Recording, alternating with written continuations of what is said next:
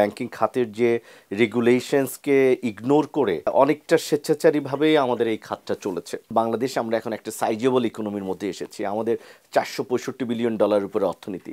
কিন্তু আপনি লাস্ট 1-1.5 মাস আবার দেখবেন যে এখন ট্রানজেকশনটা বেড়েছে। আজকেও যদি আপনি বলেন প্রায় 1250 কোটি টাকা লেনদেন হয়েছে, যেটা 250-300 কোটি টাকায় নেমে গিয়েছিল।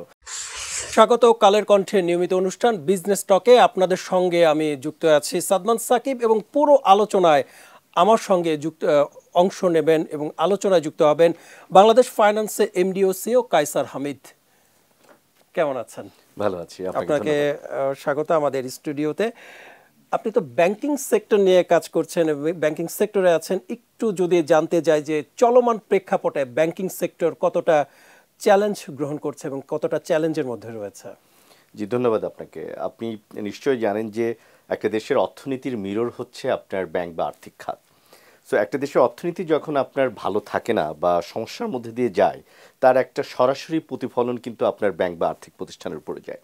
যেহেতু আমরা একটা কঠিন চ্যালেঞ্জের মধ্যে দিয়ে যাচ্ছি, যেখানে আমাদের ব্যবসায়ীতে যদি আপনি সেগমেন্টে দেখেন যে বেশিরভাগ প্রতিষ্ঠানগুলো এখন বিভিন্ন ধরনের সমস্যার মধ্যে যাচ্ছে। তারা ডলার ক্রাইসিসের কারণে একটা বড় ধরনের লোকসানের সম্মুখীন হয়েছে, তারা চলতি মূলধন ঘাটতিতে রয়েছে, ব্যাংকিং খাত উচ্চ খেলাপির কারণে ভুগছে, তারা লিকুইডিটি সাপোর্ট পাচ্ছে না, এবং ওভারঅল এটার একটা ইম্প্যাক্ট কিন্তু আমরা আবার ব্যাংকিং খাতের উপরও দেখছি, যেখানে একটা বড় ধরনের অস্থিতিশীলতা চলছে। আমরা প্রায় 20টার কাছাকাছি ব্যাংক দেখছি যে যেখানে আপনার লিকুইডিটি ক্রাইসিস চলছে, অনেক বড় খেলাপি হয়েছে, এবং আর্থিক প্রতিষ্ঠানের মধ্যেও আমরা দেখছি যে 9টি আর্থিক প্রতিষ্ঠানকে নিয়ে একটা বিশেষ বন্ধ করার বা লিকুইডেট করার একটা ইনিশিয়েটিভ চলছে।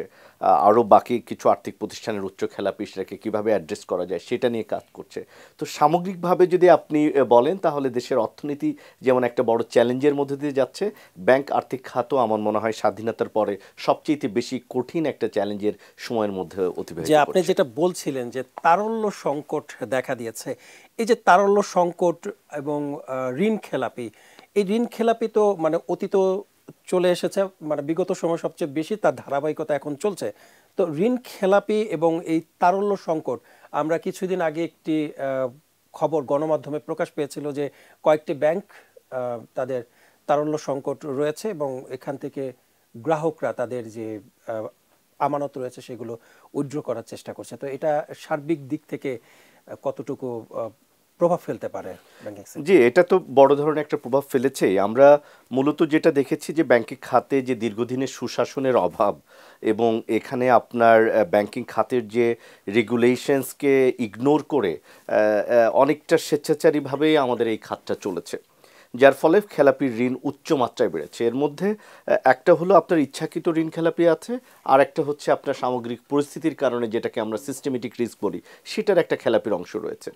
যখনই আপনার একটা ব্যাংকিং খাতে খেলাপি ঋণ অনেক বেড়ে যায়, তার মানে তার রিকভারি রেশিও কমে, রিকভারি রেট যখন কমে ডেফিনেটলি ব্যাংকে একটা লিকুইডিটি ক্রাইসিসের মধ্যে যায়, তখন তার আমানতকারীরা সময় মতো তার প্রয়োজন মতো টাকা পায় না। এটার সঙ্গে আমরা যখন এই তথ্যগুলো বিগত 1-2 বছরে আপনার আনভেল করা শুরু হয়েছে, এই গণমাধ্যম সহ আমরা সব জায়গায় যখন বিভিন্ন ব্যাংকের খেলাপি ঋণের পরিমাণ জানতে পাচ্ছি, তাদের বোর্ডগুলো ভেঙে দেওয়া হয়েছে, ম্যানেজমেন্টে নতুন লোক এসেছে, স্বাভাবিকভাবে আমানতকারীদের মধ্যে একটা আস্থাহীনতা দেখা দিয়েছে, এবং তারা তাদের সঞ্চিত অর্থের পরিমাণ সেখান থেকে তোলার চেষ্টা করেছে।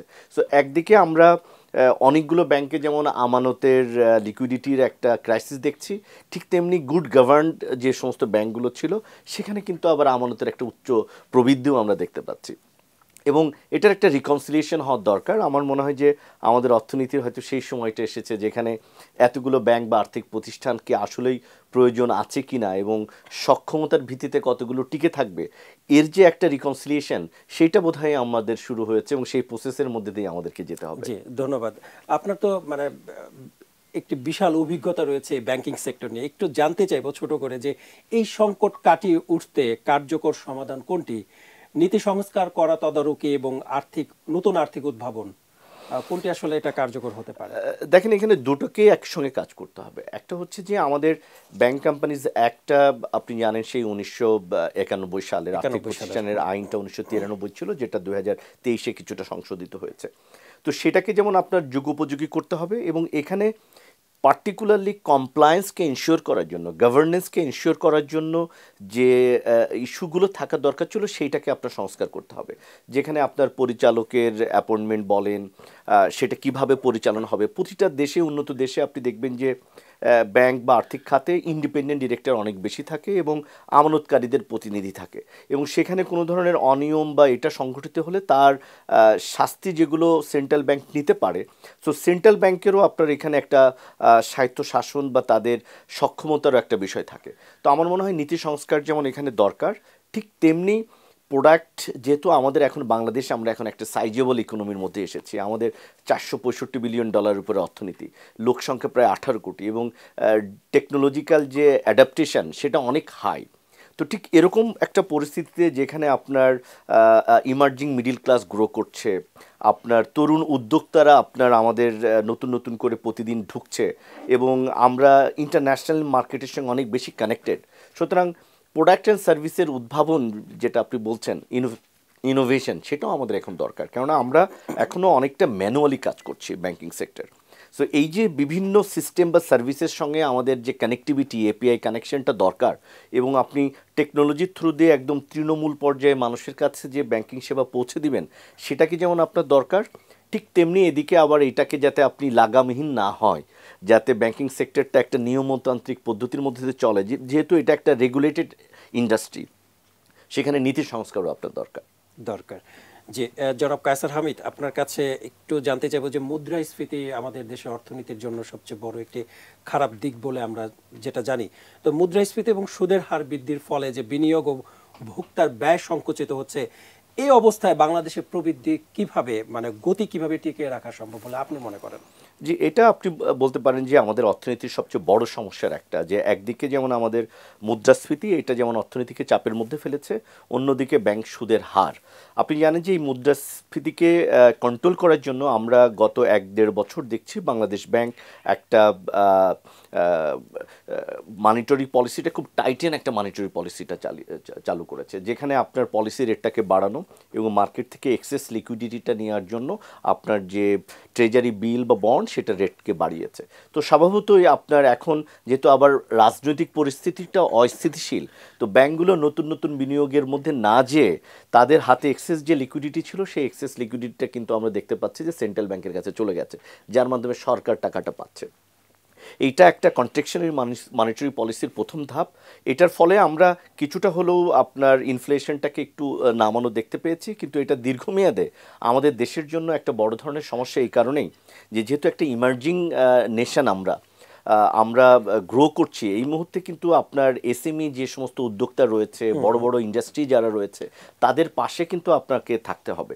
তো তাদেরকে যদি আর ওয়ার্কিং ক্যাপিটাল আপনি সাপোর্ট না দিতে পারেন, মেশিনারিজ ইকুইপমেন্ট আনার জন্য যদি ক্যাপিটাল ফাইন্যান্সিং আপনি না করতে পারেন, যেহেতু আমাদের পুঁজিবাজারটা অত বড় হয়নি, তাহলে কিন্তু দীর্ঘমেয়াদে আবার আপনার এই দেশের এমপ্লয়মেন্ট যেমন ঝুঁকির মুখে পড়বে, ইনফ্লেশন কিন্তু আবার উল্টা বেড়ে যাবে, যেহেতু আমরা আমদানি নির্ভর হয়ে যাব। তো সেক্ষেত্রে এইটার একটা ব্যালেন্সিং দরকার। প্রবৃদ্ধি, আমাদের ঋণ প্রবৃদ্ধি খুবই কম হয়েছে এর মধ্যে, বাট আমি মনে করছি আমরা যে দেখতে পাচ্ছি যে লাস্ট কয়েক মাস কিন্তু আপনার পলিসি রেটটা সেন্ট্রাল ব্যাংক কমানো শুরু করেছে। সো এই কমানোর ফলে আমরা আবার একটা লিকুইডিটি দেখতে পাবো যে আপনার মার্কেটে ঢুকছে। সঙ্গে সঙ্গে সেন্ট্রাল ব্যাংক কিন্তু মার্কেট থেকে অনেক পরিমাণ ডলারও কিনে নিয়েছে। সো এটার ফলেও কিন্তু আপনি দেখবেন যে ক্যাশ লিকুইডিটিটা আবার ব্যাংকিং সেক্টরে আপনার ঢুকবে। তো এইটার ফলে অফকোর্স ব্যাংকে এক্সেস লিকুইডিটিটা কিন্তু আপনার ক্রেডিট গ্রোথের দিকে যাবে। ধন্যবাদ। আপনি যেটা বলছিলেন এসএমই এবং শেয়ার বাজারের দুটো প্রসঙ্গ, দুটো নিয়ে আমি একটু প্রশ্ন করব। শুরুতে আমি একটু এসএমই নিয়ে আপনার কাছে জানতে চাচ্ছি যে এসএমই খাতকে বাংলাদেশের অর্থনীতির একটি মেরুদণ্ড বলা হয়ে থাকে, কিন্তু এখনো তারা ফাইন্যান্সিং এর বৈষম্যের শিকার। তো কোন নীতি পরিবর্তন বা উদ্ভাবন এই খাতকে আপনার সত্যিকারের ক্ষমতায়ন করতে পারে বলে আপনি মনে করেন? জি, ধন্যবাদ আপনাকে। আসলে আমরা খুব সম্প্রতি দেখলাম যে এসএমই নিয়ে কিন্তু একটা বাংলাদেশ ব্যাংক নতুন মাস্টার সার্কুলার দিয়েছে, এবং আমরা প্রচুর সেমিনার সিম্পোজিয়াম করছি কিভাবে এসএমইর মাধ্যমে, এই ফাইন্যান্সিংয়ের মাধ্যমে আমরা সাধারণ গ্রাম অঞ্চলের যারা আছে রুরাল ইকোনমিতে রিচ করতে পারি, কিন্তু অ্যাকচুয়ালি প্র্যাকটিক্যালি আমরা সেটা করতে পারছি না। এটা সবচেয়ে বড় চ্যালেঞ্জ হলো আমাদের ব্যাংকিং সিস্টেমের যে বিজনেস মডেল, এটাই কিন্তু আমরা তৈরি করেছি কমার্শিয়াল ফাইন্যান্সিংয়ের জন্য। সো এই এই যে আপনার একটা কমার্শিয়াল বিজনেস মডেল দীর্ঘদিন ধরে 50 বছরে আপনি তৈরি করেছেন, সেই কালচারটা চেঞ্জ করার জন্য মাইন্ড সেট আপে চেঞ্জ করার দরকার ব্যাংকের ম্যানেজমেন্টের, ব্যাংকের টেকনোলজির এবং ব্যাংকের যারা পরিচালনায় আছে। এইটা যেমন একদিকে চেঞ্জ করার দরকার, অন্যদিকে ইনফ্রাস্ট্রাকচারটা ডেভেলপ করার দরকার। আপনি খেয়াল করবেন, আমরা একটা আর্থিক প্রতিষ্ঠান হিসাবে চাইলেই ঢাকার বাইরে যেখানে আমার ব্রাঞ্চ নাই সেখানে এসএমইতে আমরা ফাইন্যান্সিং করতে পারছি না। করতে পারছে না, এটা কেন পারছি না? আমরা কাস্টমারের ভেরিফিকেশন, তার ট্রেড লাইসেন্স ভেরিফিকেশন, তার অনলাইন ডেটা, এগুলো কিন্তু আপনার অভাব। সো এই জায়গাগুলো যদি আমরা আপনার একসঙ্গে কানেক্ট করতে না পারি, আমরা এর মধ্যে কিন্তু কিছু কিছু ডিজিটাল কাজ করেছি। আমাদের ইলেকশন কমিশনে এনআইডি ডেটাটা রয়েছে, আমাদের সিআইবি রয়েছে, আমাদের মাইক্রো ক্রেডিট অথরিটির কাছে ডেটা রয়েছে, আমাদের এমএফএস এর কাছে ডেটা রয়েছে, কিন্তু এই ডাটাগুলো কিন্তু কেউ কারোর সঙ্গে সম্পৃক্ত না, শেয়ারও করছে না, এরকম কিছু করতে পারছি না, করছে না। এই জায়গার একটা ইনফ্রাস্ট্রাকচারটা দরকার। আপনি দেখেন যে 8-10 কোটির উপরে এমএফএস গ্রাহক আছে যাদের দৈনন্দিন লেনদেনের ডেটা কিন্তু রয়ে গেছে। আপনার প্রায় 3 লাখ কোটি টাকার ক্ষুদ্র ঋণ রয়েছে এনজিওর মাধ্যমে ডিস্ট্রিবিউশন হয়েছে, যেটার কিন্তু একটা বড় রিপেমেন্ট হিস্ট্রি বা ডেটা রয়েছে। অন্যদিকে ন্যাশনাল ইলেকশনের যে ডেটাবেস, যেটা আমরা এনআইডি বলি, সেইটা এবং সিআইবি, এটাকে যদি একসঙ্গে করা যায়, আমার কাছে মনে হয় তখন এসএমই ফাইন্যান্সিংটা অনেক বেশি ইজিয়ার হবে। এখনও আমরা ট্রেড লাইসেন্স কিন্তু ডিজিটালি লাইসেন্স ইস্যু করতে পারছি না, সেটার দ্বারা অ্যাড্রেস ভেরিফিকেশন করতে পারছি না। এটা একটা বড় ধরনের চ্যালেঞ্জ এবং বাধা বলে মনে করছেন। একটু শেয়ার বাজার নিয়ে জানতে চাচ্ছি যে আমাদের শেয়ার বাজার প্রায় ওঠানামা করে, এটা আপনি নিশ্চয়ই জানেন, এবং এই কারণে কিন্তু গ্রাহকের আস্থার সংকটে ভোগে। তো বিনিয়োগকারীদের প্রতি যে আস্থা ফিরিয়ে আনতে আপনার কোনো নীতিগত কাঠামো পরিবর্তিত মানে পরিবর্তনগুলো অবিলম্বে প্রয়োজন বলে? জি, আপনাকে ধন্যবাদ। আপনি একটা বিষয় দেখেন যে আমরা পুঁজিবাজারের সবচেয়েতে যে ফ্লোর লেভেল, সেটা আমরা রিচ করেছি কিন্তু এই লাস্ট 1 ইয়ারে। অর্থাৎ লেনদেন সবচেয়ে কম, সূচকের সবচেয়ে নিম্ন দিকে যাওয়া, সবগুলোই আমরা এক্সপিরিয়েন্সড হয়েছি। কিন্তু আপনি লাস্ট 1-1.5 মাস আবার দেখবেন যে এখন ট্রানজ্যাকশনটা বেড়েছে। আজকেও যদি আপনি বলেন প্রায় 1250 কোটি টাকা লেনদেন হয়েছে, যেটা 250-300 কোটি টাকায় নেমে গিয়েছিল। এবং ইন্ডেক্সও আপনার যে 1000 পয়েন্ট লেভেলে কমেছিল সেটা আবার রিকভার করছে। কিন্তু এটা আসলে শর্ট টার্ম একটা সিচুয়েশন। এটাকে যদি আপনি দীর্ঘমেয়াদে অ্যাড্রেস করতে চান, তাহলে আমি কাজ করার সুযোগ হয়েছে এসএসসির সঙ্গে বিএপিএলসি রিপ্রেজেন্টেটিভ হিসাবে। সো মোটা দাগে কয়েকটা বিষয় পলিসি আপনার ঠিক করার দরকার। একটা হলো যে আইপিওতে যে নতুন নীতিমালা, যে কিভাবে ভালো কোম্পানিকে আপনি পুঁজিবাজারে নিয়ে আসবেন এবং তারা রাইট প্রাইস পাবে এবং রাইট প্রসেসে সাধারণ বিনিয়োগকারীরা সেখানে ঢুকতে পারবে, এইটা আপনার নতুন আইপিও পলিসিটা এখন ঠিক করা হচ্ছে বা প্রস্তাব হয়েছে অলরেডি, যেটা আমরা হয়তো কিছুদিনের মধ্যে দেখব মিনিস্ট্রি থেকে পাস হয়েছে পলিসিটা। সেকেন্ড হচ্ছে যে আপনার এই পুঁজিবাজারে যে আপনার মার্জিন লোন আছে, সেই মার্জিন লোনেরও নীতিমালাটা ব্যাপক আকারে চেঞ্জ হচ্ছে। সাথে সাথে আপনার মিউচুয়াল ফান্ডের যে আপনার বিধিমালা, সেটাও পরিবর্তন হচ্ছে। তো যদিও কাজটা করতে একটু সময় লেগেছে, প্রায় 1 বছরের বেশি আমরা এটা নিয়ে দেখলাম যে টাস্ক ফোর্স এবং এসএসসি কাজ করছে, বাট আমরা বিশ্বাস করি আগামী 1-1.5 মাসের মধ্যেই নতুন নীতিমালা আসবে। এইটাতে আপনার সাধারণ যারা বিনিয়োগকারী আছে তাদের আস্থাকে যেমন ফিরিয়ে আনতে হবে, ঠিক তেমনি ভালো ভালো কোম্পানি যেটা আছে, আপনি আমাদের বাংলাদেশে প্রায় 4000-এর উপরে আপনার লিমিটেড কোম্পানি আছে, অথচ এর মধ্যে আপনি দেখেন 300-350 মাত্র লিস্টেড কোম্পানি। সো তাহলে যে বাকি কোম্পানিকে কেন আমরা আনতে পারছি না? এখনও আমরা দেখছি যে প্রচুর পরিমাণে প্রাইভেট গ্রুপ অফ কোম্পানিজ আছে যারা আসলে পাবলিক লিস্টেড না।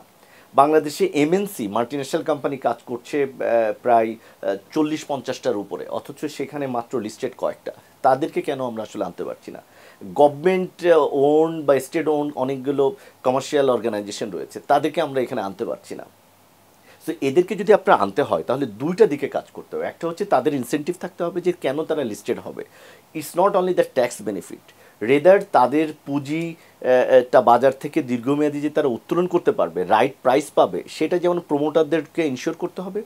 অন্যদিকে আপনার পুঁজিবাজারে আসার যে প্রক্রিয়াটা আছে, এটা যে আপনার 2 to 3 ইয়ার্স লেগে যায় আমরা দেখি, কোনো কোনো ক্ষেত্রে আরও বেশি সময়, এইটাকে আপনার কিছু আলাদা মেজার করতে হবে। এখানে গ্রিন চ্যানেল থাকার দরকার, যে সমস্ত কোম্পানি আমরা জানি খুবই ভালো, দীর্ঘদিন ধরে ব্যবসা করছে, যাদের ডিভিডেন্ড দেওয়ার হিস্ট্রি আছে, তাদেরকে মাল্টিন্যাশনাল কোম্পানি, তাদেরকে আসলে অনবোর্ড করা উচিত 2 to 3 মান্থসের মধ্যেই। এটা যদি করতে পারি তাহলে দীর্ঘমেয়াদী পুঁজিবাজারটা ভালো হবে। একটু জানতে চাচ্ছিলাম যে বর্তমান যে প্রেক্ষাপট চলছে আপনার দেশে, এখন রাজনৈতিক অস্থিরতা চলছে, এই রাজনৈতিক অস্থিরতা ব্যাংকিং খাতে যে বিনিয়োগ, এবং নতুন আপনার উদ্যোক্তা তৈরির বিষয়টি, এগুলো রাজনৈতিক এই প্রেক্ষাপটে কতটুকু চ্যালেঞ্জিং এবং এর এর কোনো প্রভাব রাখছে কিনা বা প্রভাব পড়ছে কিনা এই চলমান অস্থিরতা ব্যাংকিং সেক্টরে? দেখেন, অর্থনীতি এবং রাজনীতি এটা কিন্তু আপনার আসলে একে অপরের পরিপূরক। আপনি যদি অর্থনীতি ক্ষতিগ্রস্ত হয়, এটা রাজনীতির উপর প্রভাব ফেলে। রাজনৈতিক পরিবেশ যদি ক্ষতিগ্রস্ত হয় বা অস্থিতিশীল থাকে, সেটা অর্থনীতির উপর প্রভাব ফেলে।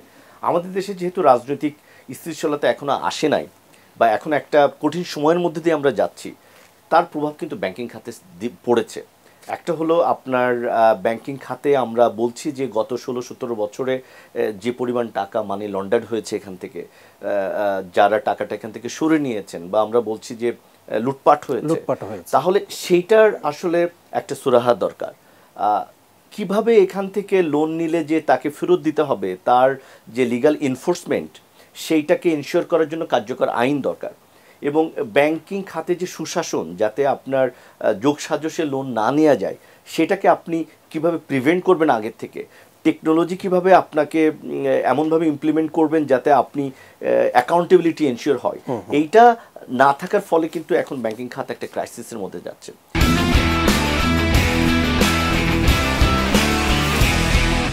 ব্যাংকিং খাত তো চলে আস্থার উপরে। তো মানুষ যদি তার জমানো অর্থ ব্যাংকে রাখাকে নিরাপদ না মনে করে, তখন কিন্তু মানুষ আপনার গোল্ড কিনবে, জমি কিনবে, বাড়িতে টাকা রাখবে, অনুৎপাদনশীল খাতে টাকাটা রাখবে, এবং ব্যাংকিং খাত ক্ষতিগ্রস্ত হবে। ব্যাংকিং খাতের কাজ হচ্ছে সাধারণ যে সঞ্চয়কারী যারা আছেন, আমানতকারী আছেন, তাদের টাকাটা মোবিলাইজ করে দেশের প্রোডাক্টিভ যে সেক্টর আছে, ইন্ডাস্ট্রি আছে, সেখানে আপনার ফাইন্যান্সিং করবে, সেটা রিটার্নকে দিয়ে সে ক্ষুদ্র আমানতকারী সঞ্চয়ের প্রতিদান দিবে। কিন্তু এখানে আমরা আমানতকারীদের একটা আস্থায় চিড় দেখতে পাচ্ছি যে তারা বিমুখ হচ্ছেন, ব্যাংকিং বিমুখ। এইটাকে যদি আপনার সরাতে হয়, ঠিক করতে হয়, তাহলে আপনার আইনের শাসন যেটাকে আমরা বলি, বা গভর্নেন্সের যে বিষয়টা বলি, সেটাকে ইনস্টল করতে হবে, যাতে সাধারণ আমানতকারীরা মনে করেন যে আমার আমানতটা যেমন একদিকে নিশ্চিত থাকবে ব্যাংকে, আবার এখান থেকে কেউ লোন নিয়ে না দিয়ে পার পেতে পারবেন না। এই কালচারটা যদি আমরা এখানে ডেভেলপ করতে পারি, তাহলে আপনি দেখেন যে সমসাময়িক বাংলাদেশের সঙ্গে যাদের অর্থনৈতিক ইন্ডিকেটর একই রকম ছিল, শুধুমাত্র ব্যাংকিং সেক্টর সংস্কারের কারণে তারা লাস্ট 20-25 বছরে যে জায়গায় আসছে, আমরা কিন্তু বাংলাদেশ দুর্ভাগ্যজনকভাবে সেখানে যেতে পারিনি। আপনার মানি লন্ডারিং অ্যাক্ট, মানে এটা যেতে পারিনি, এটা আসলে কেন? এটা আমাদের রাজনৈতিক সুশাসনের অভাব। যেহেতু আপনার টপ লেভেল থেকে সদিচ্ছা থাকতে হবে, এবং এটাকে ইনশিওর করতে হবে যে কোনোভাবেই ব্যাংকিং খাত যেন রাজনৈতিক প্রভাব দ্বারা আপনার না পরিচালিত হয়। সো সেন্ট্রাল ব্যাংকের তাদেরকে স্বাধীনভাবে থাকতে হবে। আপনি গতকালকের একটা নিউজ দেখবেন যে ট্রাম্প তাদের ফেড রিজার্ভ ব্যাংকের যিনি গভর্নর, তাকে অপসারণ করতে চাচ্ছেন, কিন্তু সেটা এত সহজ হচ্ছে না। তার মানে সেখানে আপনার দেখেন যে কি পরিমাণ স্বায়ত্তশাসিত হতে হলে যে একটা দেশের সর্বোচ্চ পর্যায়ের লোকও চাইলেও তাকে অপসারণ করতে পারছে না। এই জায়গাগুলো আপনার গভর্নেন্সগুলো এনশিওর করতে হবে, যে ব্যাংকের ম্যানেজমেন্ট কিভাবে পরিচালিত হবে, ব্যাংকের পরিচালনা পরিষদ কিভাবে কাজ করবে, বাংলাদেশ ব্যাংক এখানে কাজ করবে, এখানে রাজনৈতিক সদিচ্ছার দরকার। জি, আপনি যেটা বলছিলেন যে উদ্যোক্তাদের আস্থা ফিরিয়ে এবং আমানতকারী যারা আছেন তাদের আস্থা ফিরিয়ে আনাটাই এখন সবচেয়ে বড় চ্যালেঞ্জ ব্যাংকিং সেক্টরের ক্ষেত্রে। আমি আপনার কাছে একটু জানতে চাচ্ছি যে তরুণ উদ্যোক্তা যারা আছেন, তারা তো বিভিন্ন বিজনেস করার জন্য আপনার লোন অথবা ঋণ খুঁজছেন, কিন্তু ব্যাংকিং সেক্টরে এখন মানে লোন পাওয়াটা এবং ঋণ পাওয়াটা অতটা সহজ নয়। আপনার বক্তব্যে কিছুক্ষণ আগে তুলে ধরেছিলেন যে স্বজনপ্রীতি। তো এই স্বজনপ্রীতির বিষয়গুলো তো হচ্ছে ব্যাংকিং সেক্টরে আপনার এই তরুণ উদ্যোক্তাদের মানে বেড়ে ওঠা অথবা তরুণ উদ্যোক্তার সামনে এগুলোর জন্য সবচেয়ে মানে ক্ষতিকর প্রভাবগুলো ফেলছে। জি, একটা বিষয় তো অবভিয়াসলি আপনি দেখেন যে আমাদের পাশের দেশে স্টার্ট আপ কোম্পানিগুলো যেভাবে আপনার বিগ কোম্পানিতে পরিণত হচ্ছে, অনেকগুলো নতুন নতুন কোম্পানি আমরা দেখতে পাচ্ছি, সেখানে বাংলাদেশে কিন্তু এই রেশিওটা খুবই কম। অথচ আপনি আমাদের দেশের যদি আপনি তরুণ জনসংখ্যা দেখেন, তাহলে we are one of the youngest South East Asian nation of the world, যেখানে আমাদের ওয়ার্কেবল পপুলেশন হচ্ছে টোটাল পপুলেশন প্রায় 60%, which is a very very appraising. সেই জায়গাটাতে যদি আপনি তরুণ উদ্যোক্তাদেরকে সাপোর্ট করতে চান, আমার এখানে দুইটা বিষয়, আমরা যেহেতু তাদের সঙ্গে ফাইন্যান্সিংয়ে কাজ করছি, দুইটা বিষয় দরকার। একটা হচ্ছে যে যারা নতুন স্টার্ট আপ করছেন বা তরুণ উদ্যোক্তা, তাদের দীর্ঘমেয়াদী কমিটমেন্টের জায়গায় আমরা কিছুটা হলো ল্যাকিংস পাই। আমরা অনেক সময় মনে করি যে ব্যাংকে গেলে লোন পাই না, তারা কথাটা পুরোপুরি সত্য না। একটা মানে এটা অভিযোগ আছে আর কি, অভিযোগ তো থাকবেই, এটা যেমন সত্য একদিকে, কিন্তু আবার পুরোপুরিও সত্য না। এখানে তার বিজনেস প্ল্যানটা সলিড থাকা দরকার, তাকে দীর্ঘমেয়াদী প্ল্যান করতে হবে। খুব শর্ট, আমাদের বাংলাদেশিদের মধ্যে একটা কুইক রেজাল্ট, খুব তাড়াতাড়ি প্রফিট তৈরি করা, একটা শর্টকাট ওয়ের একটা প্রবণতা আছে। এখান থেকে যেমন তরুণ উদ্যোক্তাদের বের হতে হবে, তাদেরকে সলিড বিজনেস কেস বানাতে হবে। অন্যদিকে ব্যাংকিং সেক্টরে আপনি দেখবেন যে নতুন স্টার্ট আপ কোম্পানিকে ফাইন্যান্সিং করার জন্য বাংলাদেশ ব্যাংক আর একটা রিফাইন্যান্সিং প্যাকেজ করেছে। এসএমইদের ক্ষেত্রে কিন্তু আমাদের ফার্স্ট টাইম অন্টারপ্রিনিয়র আমরা ফাইন্যান্সিং করছি। উইমেন অন্টারপ্রিনিয়র ক্ষেত্রে 50 লাখ টাকা ছিল, এটাকে 1 কোটি টাকায় উন্নীত করা হয়েছে। আপনার 5% থেকে শুরু করে বিভিন্ন প্রণোদনামূলক স্কিম আছে।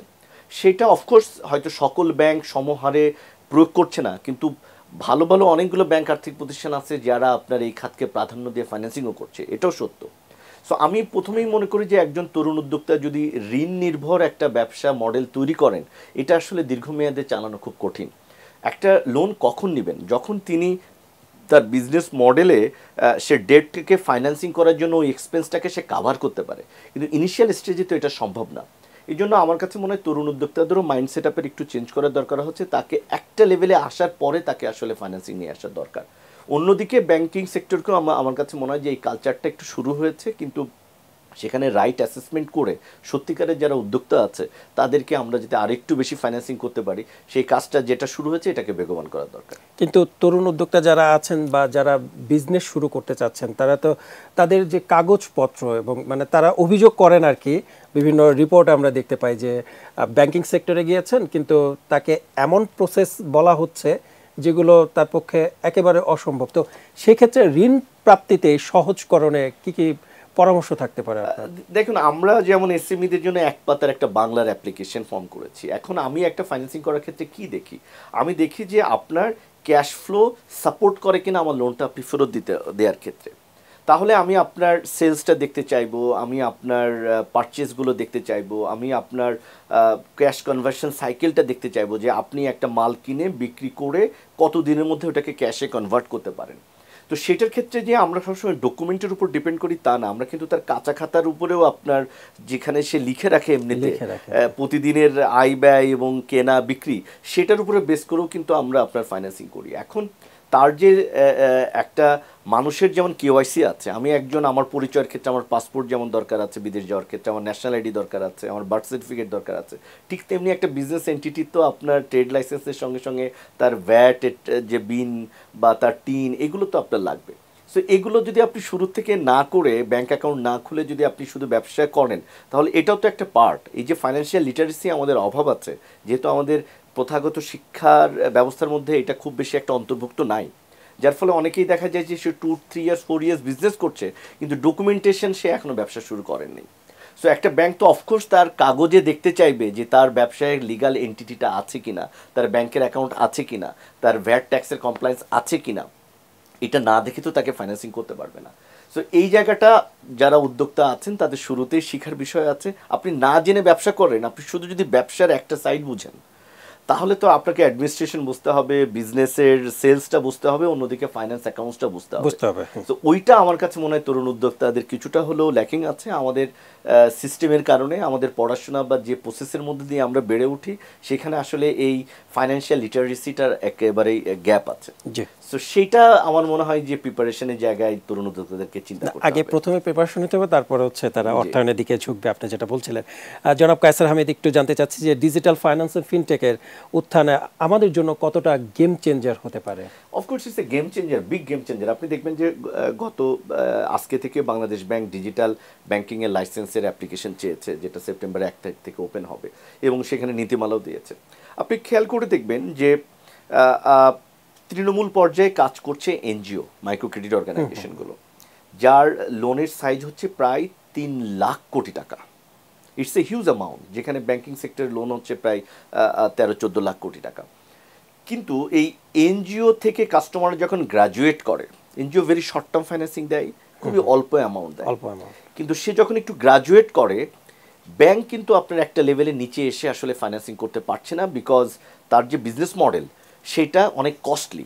এর মাঝখানের কাস্টমারকে যদি আপনি আপ করতে চান, একজন ক্ষুদ্র সঞ্চয়কারী যে 50 টাকা দিবে, 100 টাকা দিবে, আপনার কি মনে হয় 100 টাকা নিয়ে একজন সাধারণ গ্রাহক এক্সিস্টিং বিজনেস মডেল ও তো ব্রাঞ্চে ঢুকতেই ভয় পায়? তাহলে তার যে হ্যান্ডেল ডিভাইস আছে, মোবাইল আছে, এইটার মাধ্যমেই তার অ্যাকাউন্ট খুলতে পারতে হবে, 20 টাকা, 50 টাকা, 100 টাকা সঞ্চয় করতে পারতে হবে, এবং তার ছোট ছোট ঋণ প্রয়োজনটাও এটা মেটাতে হবে। এই জায়গাটা আপনার ডিজিটাল ব্যাংকই এটা গেম চেঞ্জার হিসাবে কাজ করতে পারবে।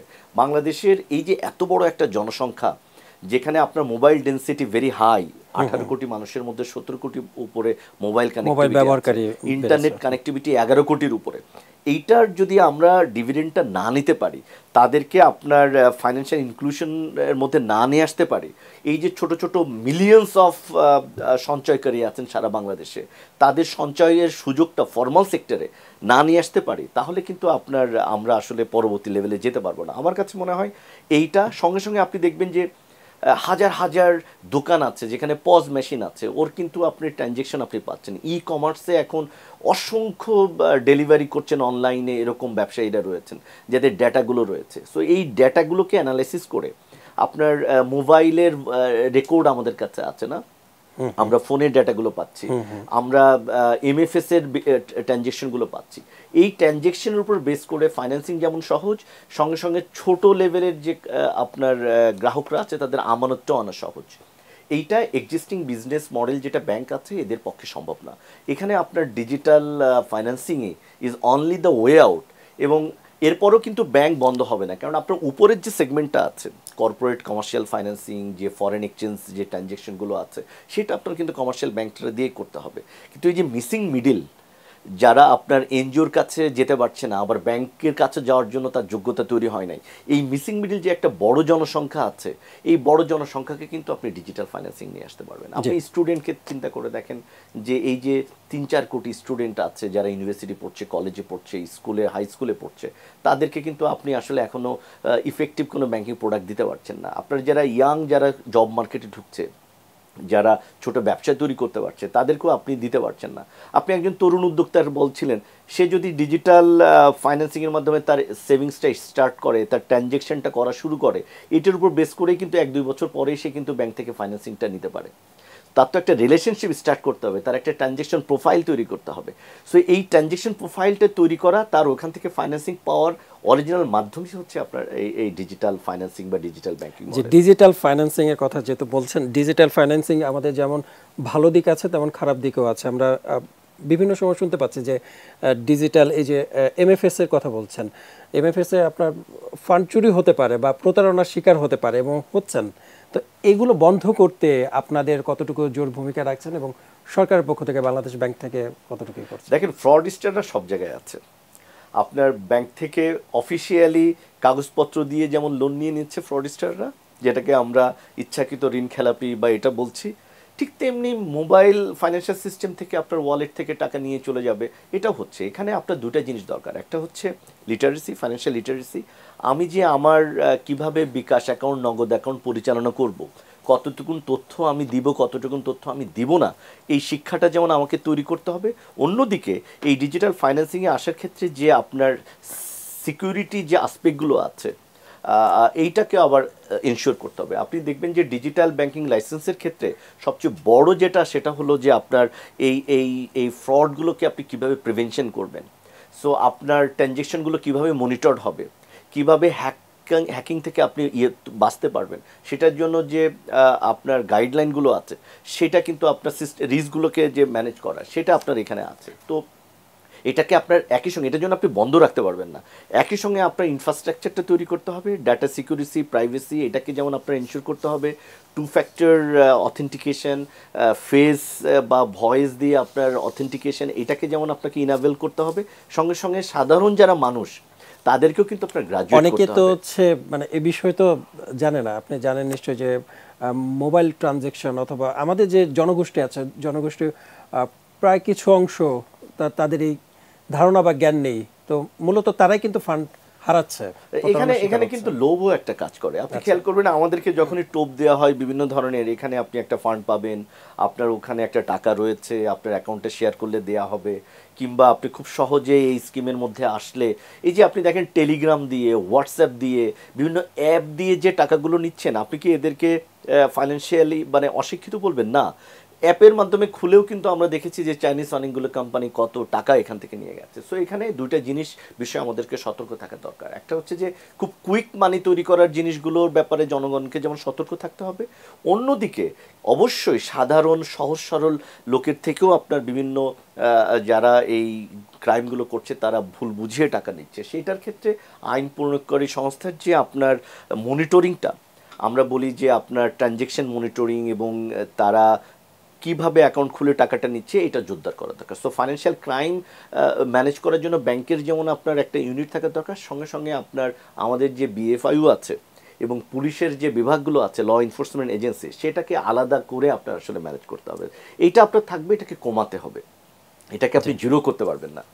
জি, ধন্যবাদ। আমরা একেবারে অনুষ্ঠানের শেষ পর্যায়ে চলে এসেছি। আমি আপনার কাছে শেষ প্রশ্ন একটু জানতে চাইব যে আগামী প্রজন্ম যারা ফাইন্যান্স ও ব্যবসায় ক্যারিয়ার গড়তে চায়, তাদের জন্য আপনার এক বাক্যে কি পরামর্শ থাকবে? দেখেন, এটা একটা লুক্রেটিভ জায়গা আমি মনে করি, বিকজ এখানে প্রচুর ইনোভেশনের সুযোগ আছে, এবং বাংলাদেশ এখনও আমরা ব্যাংকিং আর্থিক খাতে আমাদের উৎকর্ষতর জায়গায় যেতে পারিনি। এখানে ট্যালেন্টেড লোকের যেভাবে চাকরি করার সুযোগ আছে, ঠিক তেমনি এর সেবা নিয়ে বৈচিত্র্য এনে তাদের ব্যবসাকে বড় করার সুযোগ আছে। সো যারা পড়াশোনা করছেন বা নিজেরা যারা তৈরি করছেন, তাদের ফাইন্যান্সিয়ালি নো হাউটা বাড়িয়ে অপরচুনিটি, যেটা বাংলাদেশের একটা অসম্ভব সম্ভাবনা রয়েছে, এই সম্ভাবনাটাকে কাজে লাগানোর মানে সুযোগটা রয়েছে। তো সেই জায়গাতে আমি ওয়েলকাম জানাতে চাই আমাদের যারা তরুণ প্রজন্ম রয়েছে। আমার কাছে মনে হয় আমাদের অন্য লিটারেসি যতটুকু না এগিয়েছে, ফাইন্যান্সিয়াল লিটারেসি ততখানি এগোয়নি। সুতরাং এখানে একটা অপার সম্ভাবনা রয়েছে। জি, ধন্যবাদ আপনাকে আমাদেরকে মূল্যবান সময় দেওয়ার জন্য। সময় থাকলে আরও অনেক কিছু জানার ছিল আপনার কাছ থেকে। দর্শক, আপনারা দেখছিলেন বিজনেস টক, কালের কণ্ঠে নিয়মিত অনুষ্ঠান। আজকে আমরা আলোচনা করছিলাম দেশের সাম্প্রতিক ব্যাংকিং ইস্যু নিয়ে, এবং আমাদের সাথে আলোচনায় যুক্ত ছিলেন বাংলাদেশ ফাইন্যান্সের এমডি এবং সিইও কায়সার হামিদ। আপনাদের আমাদের সঙ্গে থাকার জন্য আপনাদের ধন্যবাদ। পরবর্তীতে আপনাদের সঙ্গে আবারও দেখা হবে নতুন বিজনেস টক নিয়ে। সে পর্যন্ত ভালো থাকবেন, সুস্থ থাকবেন, কালের কণ্ঠের সাথেই থাকবেন।